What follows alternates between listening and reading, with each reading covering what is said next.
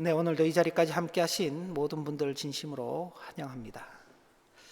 창세기 말씀을 저희들이 오늘로서 33번째 살펴보고 있습니다. 장수로는 이제 27장입니다. 이제 이삭의 생애가 거의 마지막에 이르고 있다는 것이 오늘 27장에서 나타나는 주요한 내용입니다. 아브라함은 이 창세기에서 아브라함의 생애는 아주 길게 다루고 있습니다. 12장에서부터 25장까지 아브라함의 생애를 다루고 있습니다. 아주 길게 아브라함에 대해서 기록하고 있는 것과는 반대로 여기 이삭은 아주 짧게 기록되어 있습니다. 이삭은 25장 9절부터 시작해서 19절부터 시작해서 28장 5절까지의 기록이 있고, 나중에 이제 35장에서 잠깐 이삭의 죽음에 대한 내용이 언급될 뿐입니다. 참 하나님께서 아브라함을 갈대아 우르에서 불러내시면서 아브라함에게 큰 약속의 말씀을 주셨습니다. 내 자손이 하늘의 별과 같이 많아질 것이다. 큰 민족을 이룰 것이다. 하나님께서 약속하신 그 땅을 차지하게 될 것이다. 그렇게 약속하신 때로부터 25년 그렇게 기다리고 기다렸던 귀한 아들이 이삭입니다.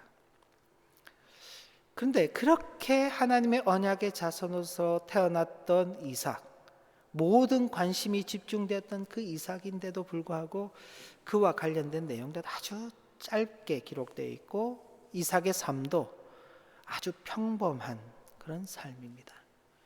이삭의 삶의 전부는 자신이 그랄 지역에 거주하면서 살아가는 중에 만나던 어려움 가운데에서 그저 사람들이 자신이 판 우물을 빼앗으면은 딴 곳으로 옮겨서 또 우물을 파고, 또 빼앗기면은 또 다른 곳으로 이주해서 우물을 파고, 이삭은 그렇게 그 생애를 살아갔습니다. 그럼에도 하나님께서 그에게 복을 주셔서 거부가 되게 하셨죠. 많은 양떼를 누리게 가지도록 하셨고, 그리고 주변의 사람들이 이삭을 함부로 할 수 없는 그런 위치에까지 이르도록 하셨습니다. 그런 이삭이 이제 그 생애를 얼마 남겨두지 않은 것입니다. 오늘 우리가 읽지는 않았지만 27장 1절을 보면 이삭이 눈이 어두워서 잘 보지 못한다. 그러니까 나이가 대단히 많아져서 이제는 시력이 이제 많이 이렇게 좋아지지 않은 것입니다. 어느 정도로 안 좋아졌느냐? 자신의 아들이 야곱인지 에서인지조차 분간하지 못할 정도로, 그러니까 거의 앞을 보지 못하는 그런 형편이 되었다고 볼 수 있습니다. 어쨌든 이렇게 이제 자신의 생애가 얼마 남지 않았다고 여긴 이삭이 맏아들 에서를 불러서 내가 평상시 좋아하는 그 고기를 네가 사냥을 해서 가지고 와라. 그럼 내가 먹고 너에게 마음껏 축복을 하련다. 그렇게 이야기를 하게 됩니다. 근데 그 이야기를 밖에 있던 그의 아내 리브가가 듣게 됩니다. 근데 리브가가 듣고는 아주 엉뚱한 계략을 세우게 되는 것입니다.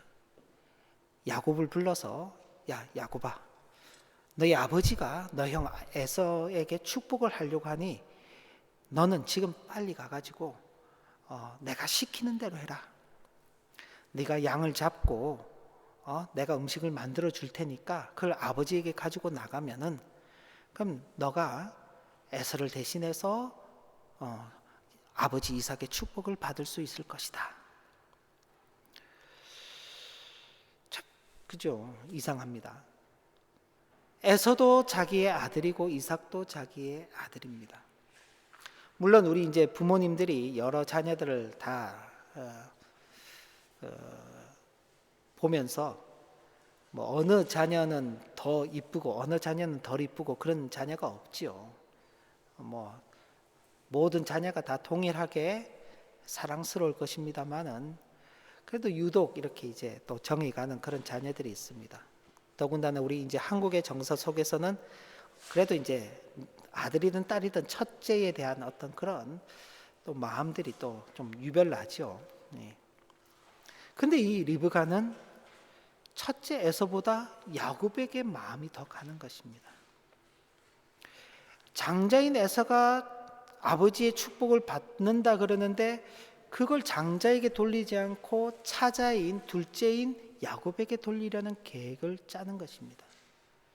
처음에는 이 야곱이 그 이야기를 듣고 아니 어머니 무슨 그런 말씀을 하세요.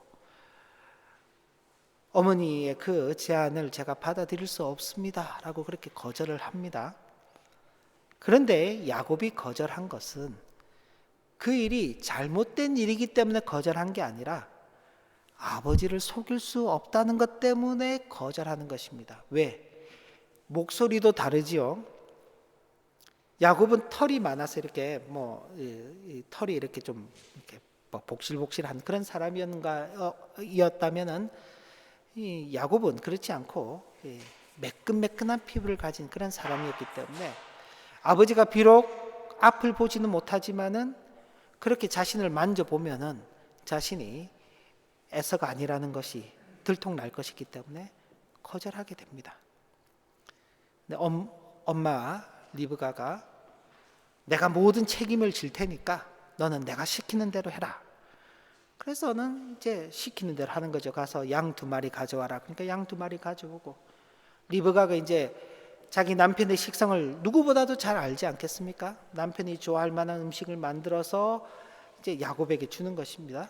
그리고는 에서의 옷을 입히고 그 양털 가죽을 이렇게 야곱에게 이렇게 붙여가지고 이제 에서처럼 그렇게 흉내를 내도록 하는 겁니다. 그래서는 이제 그걸 가지고 야곱이 자기 아버지 이삭에게 가는 것이죠. 자기는 아버지로부터 사냥을 해오라는 이야기를 들은 적이 없습니다. 그런데 야곱이 뻔뻔하게도 아버지, 내가 아버지께서 명하신 대로 가서 사냥을 해왔습니다. 아버지의 이야기를 들은 적도 없는데 아버지의 명을 들었다고 했고 자기가 사냥하지도 않았는데 사냥한 고기라고 이야기하고 아버지가 야, 너 왜 이렇게 빨리 왔니? 그러니까 거기에 하나님의 이름까지 갖다가 넣는 것입니다. 아버지의 하나님 여호와께서 나로 하여금 쉽게 사냥을 할 수 있도록 하셨기 때문에 내가 이렇게 빨리 왔습니다.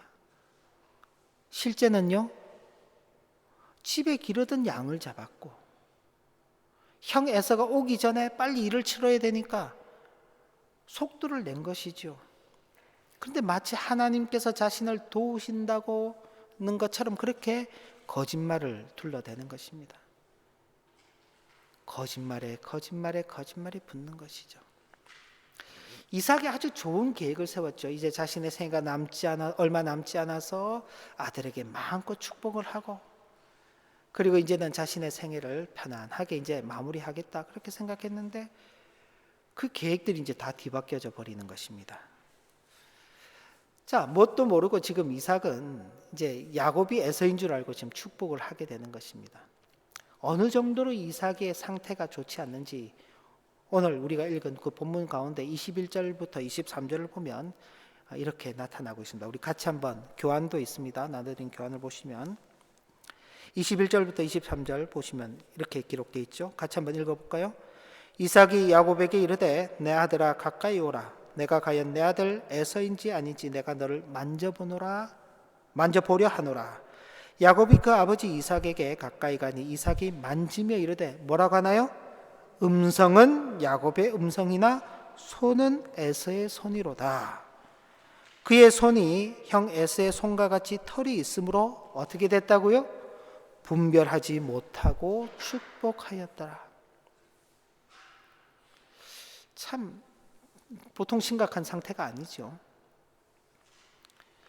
자신의 아들의 음성도 알아듣지 못하고 만져봐도 알지 못하는, 근데 이 육체적 상태만 둔감한 것이 아니라 영적인 상태도 둔감하다는 것을 보여주는 것입니다. 그래서 에서가 받아야 될 축복이 이제 야곱에게 가버린 것입니다. 축복이 뒤바뀌어져 버렸어요. 모든 일이 끝나고 난 다음 에서가 뒤늦게 돌아와서 맛있게 음식을 해가지고 이제 아버지 이삭을 찾아옵니다. 아버지, 내가 드디어 이제 음식을 가져왔습니다. 이제 드시고는 저를 마음껏 축복해 주세요. 그러고 왔는데 이삭이 깜짝 놀라는 거죠. 이미 자신은 에서가 음식을 해서 가져온 것을 먹고 에서를 축복했단 말입니다. 근데 에서가 뒤에 나타나서 자신이 에서라면서 축복을 해달라고 하니 이 보통 일이 아니죠. 그러면서 내가 그러면은 누가 해온 음식을 먹었냐? 그 자가 누구냐? 누구겠어요? 야곱이죠. 내가 이미 그에게 축복을 했기 때문에 그 축복을 취소할 수 없다. 사람이 축복을 바꿀 수 없다고 그렇게 이야기하는 것입니다. 근데 여러분 같으면 어떻게 하겠습니까? 아버지께서 야곱을 축복하셨구나. 어쩔 수 없는 거지 뭐. 포기해야지. 그러시겠어요? 아마 우리 같아도 그렇지 않을 겁니다. 에서가 그럴 수 없다고. 아버지가 저를 축복하려고 하신 거 아닙니까? 제게 축복해 주세요. 아버지의 축복이 야곱에게 한 것 말고 밖에 없습니까? 다른 축복이 남아있지 않겠습니까? 아버지의 축복을 받고 싶습니다. 저를 축복해 주세요. 그렇게 아버지를 조르는 것입니다. 그자 이삭이 마지못해서 에서를 축복하는데 축복의 내용을 보면 이게 축복인지 싶어요. 39절, 40절 보시면 내 주소는 땅의 기름짐에서 멀고, 주소는 뭔가요? 거주하고 있는 곳이죠. 네가 거주하는 곳은 땅의 기름짐에서 멀다. 땅이 기름지다는 것은 풍요로움을 상징하는 것이죠. 풍요로움을 누리지 못할 것이다. 내리는 하늘 이슬에서 멀 것이다. 하늘에서 이슬이 내리면은요, 그 땅이 촉촉해서 식물들을 자라게 하는데 아주 잘 쓰이죠. 근데 이슬이 내리지 않으면, 비가 내리지 않으면 땅이 건조해서 아무런 식물을 내지 못하는 건조한 땅이 되어버리는 것입니다. 너는 칼을 믿고 생활하겠고 싸움이 끊이지 않는 것입니다. 남을 위협해야만, 남을 공격해야만 살 수 있는, 남과 싸워야만 살 수 있는 그런 삶을 살 것이다. 그럼에도 내 아우를 섬기게 될 것이다. 내가 매임을 벗을 때에는 그 멍에를 내 목에서 떨쳐버릴 것이다. 이게 축복같이 보이나요? 아니면 저주같이 보이나요? 분명히 이삭이 에서가 축복해달라고 해서 하는 축복인데 그 내용은 정작 저주에 가까운 것입니다. 다르게 표현하면은 축복이라는 것은 사람이 원한다고 해서 받을 수 있는 것도 아닌 것입니다. 이삭이 계획했던 것과는 전혀 다르게 축복의 대상이 바뀌어 버렸습니다.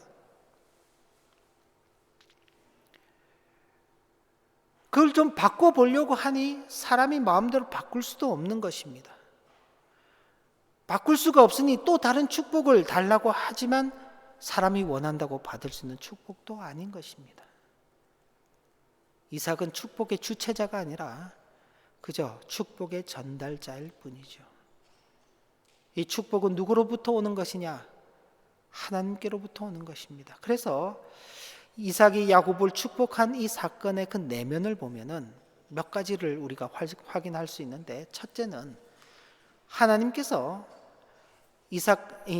야곱과 에서가 태어나기 이전에 하셨던 그 예언의 말씀이 성취되었다는 것입니다. 창세기 25장 23절에 보면 하나님께서 두 민족이 리브가의 태중에 있고 그 민족들이 서로 싸우고 있는데 그 태 속에서부터 그 둘이 나뉘게 될 것이며 큰 자가 어린 자를 섬기게 될 것이다 라는 예언을 하셨습니다. 그 예언에 따라서 이제 에서가 먼저 태어나게 되고 야곱이 태어나게 되었죠. 야곱은 오죽하면 형 에서가 태어날 때 그의 발 뒤꿈치를 잡고 태어났습니다. 그래서 이름이 야곱입니다. 야곱. 야곱의 다른 뜻은 속이는 자인데, 전통적으로 그 근동 지역에서 남의 발 뒤꿈치를 잡았다라고 표현을 하면은 그건 남을 속이는 자다, 이런 뜻이 있습니다. 그래서 야곱은 발 뒤꿈치를 잡은 자 혹은 속이는 자라는 그 두 가지의 의미를 가지고 있습니다. 그러니까 형의 발 뒤꿈치를 잡고 태어난. 그런데 그 일이 이제 훗날 하나님께서 엄마 리브가의 뱃속에 있었을 때 했던 그 예언이 그대로 실현되는 것입니다. 27절 보면 내 아들의 향치는 여호와께서 복 주신 밭의 향치로다. 하나님은 하늘의 이슬과 땅의 기름짐이며 풍성한 곡식과 포도주로 내게 주시기를 원하노라. 앞서 에서가 받았던 그 축복과는 전혀 다른 완전히 대조적인 내용이죠. 만민이 너를 섬기고 열국이 내게 굴복하리니 내가 형제들의 주가 되고 내 어미의 아들들이 내게 굴복하며 너를 저주하는 자는 저주를 받고 너를 축복하는 자는 복을 받기를 원하노라. 두 민족이 나누어지고 큰 자가 어린 자를 섬기겠다고 예언하셨는데 그 예언의 내용이 바로 이삭이 야곱을 축복한 내용 가운데서 그대로 실현되는 것입니다. 그러니까 야곱이 형을 속이고 아버지를 속이고 그 아버지 이삭으로부터 축복을 받게 되는데 내용적인 면에서는 하나님의 언약이 성취가 되는 것입니다. 그리고 또 하나 영적인 깨어남이 있습니다. 하나님께서 에서와 야곱에 대해서 하신 그 예언의 말씀은 이 이삭도 분명히 알고 있는 말씀입니다.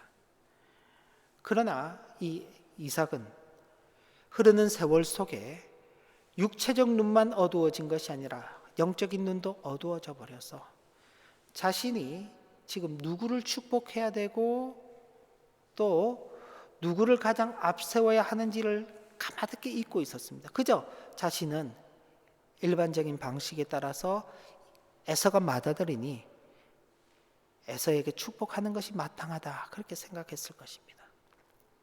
그런데 이런 일련의 과정을 겪으면서 에서가 등장하게 되죠. 아버지 축복하여 주십시오 라고 말하는데 이미 자신은 축복을 하고 다 끝냈어요. 그때서야 비로소 둔감해졌던 자신의 영적 그 상태를 깨닫게 되는 것입니다. 자신이 인지하지도 못하는 그런 속에서도 잊고 있었던 하나님의 그 언약이 그대로 실현된 것을 깨달았기 때문에 에서가 야곱에게 내린 그 축복을 취소해 주세요 그러는데 사람은 취소할 수 없다라고 그렇게 반응하는 것이죠. 비로소 이제 그 영적인 둔감함에서 깨어나게 되는 것입니다. 그런데 반대로 더 깊은 어둠으로 들어가는 일도 있는 것입니다. 이 예언의 말씀은 분명히 에서와 이삭 모두 다 알고 있는 이야기일 것입니다. 두 사람이 뱃속에서 어떻게 싸웠는지, 그것 때문에 리브가가 얼마나 힘들었는지, 그로 인해서 하나님께 물었더니 하나님께서 뭐라고 답하셨는지, 이 모든 것들을 다 들어서 알고 있을 것입니다. 그러나 에서는 하나님의 언약에 대한 이해와 깨달음의 마음을 쓰기보다는 자신이 아버지 이삭으로부터 받을 것이라고 기대했던 그 축복을 야곱이 자신도 속이고 아버지 이삭도 속이고 빼앗아간 것에 그냥 격분해가지고는 아버지 이삭의 생애가 얼마 남지 않았다, 이제 조금만 있으면 아버지가 돌아가실 것이니 그래 그때가 되면 내가 야곱을 죽여버리리라, 그렇게 생각하는 것입니다. 더 깊은 어둠 속으로 들어가는 것이죠. 이삭이 뒤늦게 그 영적으로 깨어나는 것처럼 에서도 영적으로 깨어나게 되었더라면 전혀 다른 길을 걸어가게 되었을 것인데 그렇지 못하고 에서는 더 깊은 어둠 가운데로 빠져들게 되는 것입니다. 근데 여기서 우리가 또 하나 생각해야 될 것이 있습니다. 그럼 하나님의 언약이라는 것을 우리가 기대하고 그 언약이 우리 가운데서 실현되기를 소망하면서 살아가는데, 하나님의 언약의 실현을 위해서라면 아무렇게나 어떤 일이나 수단과 방법을 가리지 않고 다 하면 되느냐인 것입니다. 성경은 그런 것을 지지하지 않습니다. 정당하지 못한 자세는 버려야 한다는 것을 우리는 생각할 수 있어야 합니다. 리브가는 하나님의 언약을 잊어버린 이삭과는 달리 자신의 태중에 있을 때 하나님께로부터 받았던 그 말씀을 마음에 새기고 하나님의 언약이 야곱을 통해서 이루어지기를 늘 기대하고 있었을 것입니다. 그런 엄마 리브가의 그 소원을 어려서부터 야곱도 전해 들었을 것이고, 그 역시 자신은 장자가 아니지만 그러나 장자인 형 에서를 부러워하면서 자신에게도 그 기회가 오기를 그렇게 기대하고 살았을 것입니다. 그러나 그렇게 하나님의 언약을 사모하고 산다고 해서 야곱과 리브가가 이삭을 속이고 에서를 속이면서까지 그렇게 아버지의 축복을 받아내는 것은 정당한 일이 아닌 것입니다. 그것이 무죄한 일은 아니다라는 사실입니다. 그로 인해서 에서의 이삭의 가정은 참 큰 갈등 속에 빠지게 되고, 형이 동생을 죽이려고 결정하는 그 일로 인하여서 동생은 결국 그 집에서 살지 못하고 멀리 떠나게 되는, 수십 년을 객지에서 방황하는 그 삶을 살아가게 되는 것입니다. 그렇지 않았더라면요, 그런 일은 없을 수 있었겠죠. 그래서 하나님의 방식을 따라야 하는 것입니다. 야곱과 리브가는 하나님께서 약속하시는 분만이 아니라 약속하신 바를 신실하게 이루시는 분이시다는 것도 분명히 믿어야만 했습니다. 하나님께서 자신들에게 약속만 하시고, 그래 난 약속했으니까 이루는 건 너희들이 알아서 이뤄 라고 말씀하시지 않는다는 것을 분명히 기억해야 되는데, 그걸 망각해버린 것입니다. 하나님께서 약속하셨으니까 무조건 그걸 이루면 되는 거예요. 가령 예를 들어서 부모가 자녀들에게, 그래 이번 이제 성탄절이 다가오니까 이번 성탄절에는 우리가 너희들한테 이런 선물을 해줄게 라고 약속을 했어요. 자녀들 입장에서는 이제 선물 받을 때가 다 돼 가는데 분명히 엄마 아빠가 나한테 선물해 준다 그랬으니까, 그래 이제 선물은 우리가 받는 것은 당연한 거니까 그럼 선물을 어떻게 받으면 좋을까 라고 생각을 하고 집에 있는 아빠 컴퓨터를 갖고 가서 막 팔아버리고는 그 판돈을 가지고 자기 선물을 샀다. 그럴 일은 없겠지만은 제가 좀 과대해서 이야기를 하는 겁니다. 만약 그랬다면은요, 그게 정당한 선물이 될까요? 분명히 선물을 하겠다고 약속했고 그 선물을 산 건 맞습니다. 근데 방식은요, 정당하지 않죠. 하나님께서 이루신 일도 마찬가지인 것입니다. 혹 리브가가 염려하는 것처럼 이삭이 야곱에게 축복하지 않고 에서에게 축복했다고 할지라도 하나님은 그 이삭이 에서를 축복한 것 이상으로 야곱에게 축복하시고 야곱에게 언약하신 바를 이루시는 분이라는 것을 믿고 그때가 오기를 기다려야만 하는 것입니다. 야곱 역시도 마찬가지입니다. 아버지를 속일 수 없다는 것 때문에 반대하는 것이 아니라 그 일 자체가 불법적인 일이기 때문에 어머니, 이런 불법적인 일을 해서는 안 됩니다. 그렇게 해서 하나님의 복을 받아본들 제가 어떡하겠습니까? 라고 이야기해야 되는데 마지 못해가지고 그냥 끌려가는데 나중에 가서는 더 적극적으로 거짓말을 하는 것이죠. 거짓말에 거짓말을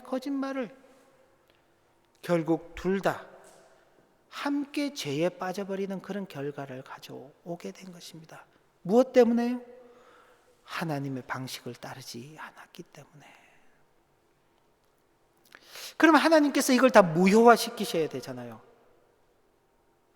저 같으면 무효화시켰을 것입니다. 야, 약속했던 선물 없어. 끝이야. 선물은 무슨 선물이야? 그러고 탁 끝냈을 것인데 하나님께서는 이런 인생과는 달리 그 속에서도 그 언약을 이루어 가시는 것이죠. 왜? 하나님의 언약은 사람이 순수하거나 진실하기 때문에 이루어지는 것이 아니다 하는 것입니다.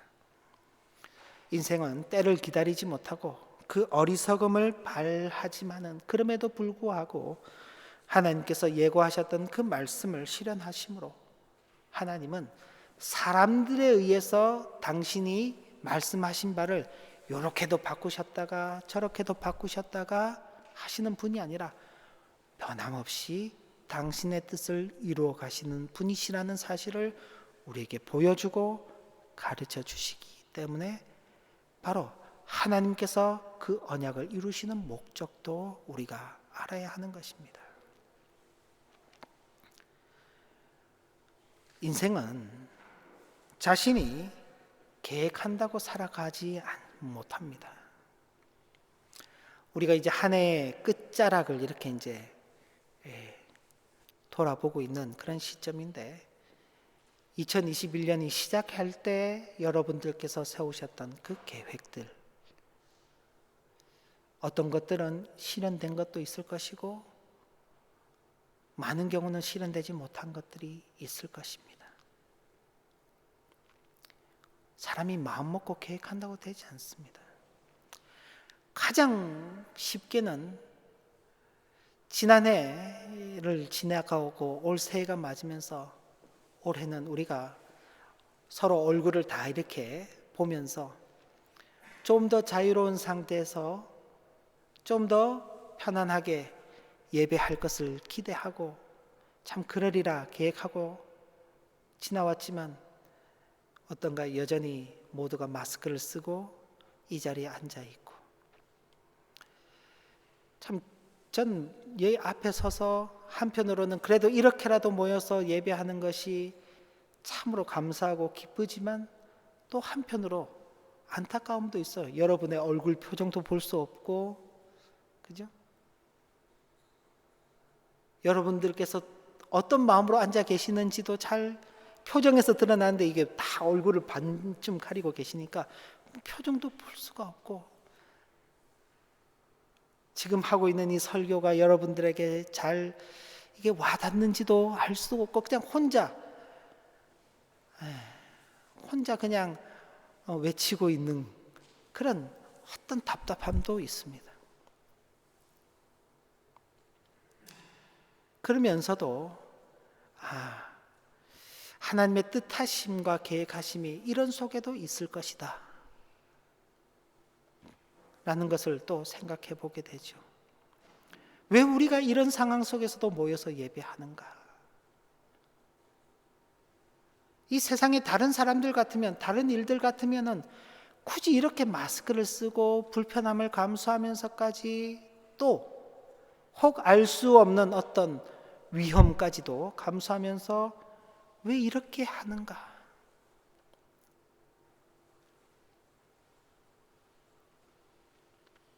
편한 방법도 있잖아요. 각자 집에서 예배하고 뭐 지금 하고 있는 것처럼 이렇게 유튜브 방송으로 예배하면은 편안하죠.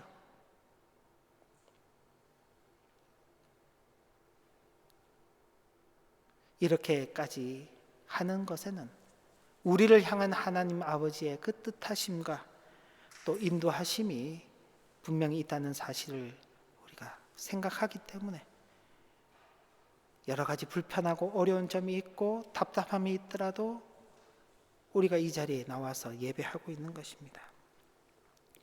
항상 하나님의 그 뜻과 그 선한 인도하심에 순종하며 살아가는 것이 저와 여러분들의 마땅한 자세이기 때문에 그런 것이죠. 또 하나, 우리에게도 예수 그리스도 안에서 이루실 하나님의 그 언약이 주어져 있기 때문에 그렇습니다. 우리 주님께서 이 땅에 육신을 입고 오셔서 당신께서 우리를 위해서 친히 그 몸을 내어주시고 그 피를 흘려주시며 십자가에 못 박혀 죽으시고 무덤에 묻히신 지 사흘 만에 부활하셔서 하늘로 올라가신 그 주님께서, 그 주님이 다시 오시는 그날까지 우리로 하여금 함께 이 신앙의 길을 걸어갈 것을 당부하셨고, 어떤 어려움과 고난이 있을지라도 믿음을 저버리지 말며 믿음 안에서 살아갈 것을 요청하셨고, 우리가 거처 할 그 하늘의 거처를 다 마련하신 후에 그 주님께서 이제 다시 오셔서 우리를 주님이 계시는 그곳으로 이끌어 가실 것이라는 그 언약이 있기 때문에 주님이 오시는 그날까지 그 언약이 우리 속에 이루어지기를 기대하고 우리는 우리에게 주어진 이 길을 걸어가는 것입니다. 물론 다양한 사건들이 있죠. 감당할 수 없는 그런 어려운 현실들이 우리를 찾아올 수 있습니다. 그러나 저와 여러분들은 어떠한 사건, 어떠한 시대적 형편 속에서라도 우리에게 주어진 그 길을 진실하고 신실되게 그렇게 걸어가야 하는 것입니다. 이것이 저와 여러분들이 하나님의 언약을 믿고 그 언약이 우리 속에 이루어지기를 기대하며 살아가는 삶의 내용인 것입니다. 하나님의 크신 은혜가 여러분들에게 항상 함께 하여서 기대하기는 새해가 되면 우리가 처해 있는 모든 형편들이 좀 정리가 되기를 그렇게 기대하는데 또 모르죠. 어떤 어려움이 우리에게 있을지 모릅니다.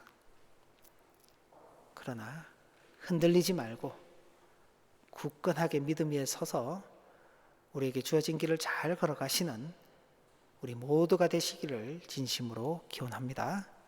기도 올립니다. 하나님 아버지,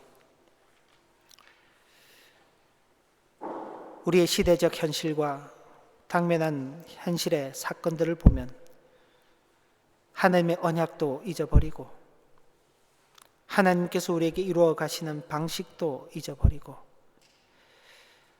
그저 눈앞의 현실을 직시하며 이런저런 방식으로 우리가 스스로 삶의 길을 찾아야만 할 것 같은 그런 생각이 많이 듭니다. 그러나 오늘 주신 교훈의 말씀을 통하여서 인생은 그렇게 자신이 추구하는 방식으로 살 수 없다는 것을 확인하게 됩니다. 정당한 방식이 아닌 것은 버리게 하시고 하나님의 방식에 따라 하나님께서 우리에게 그 언약을 이루시는 목적을 생각하며 각자가 주어진 그 삶의 길을 진실하고 신실되게 살아가는 큰 복을 누리도록 인도하여 주옵소서. 예수님 이름으로 기도 올리옵나이다. 아멘.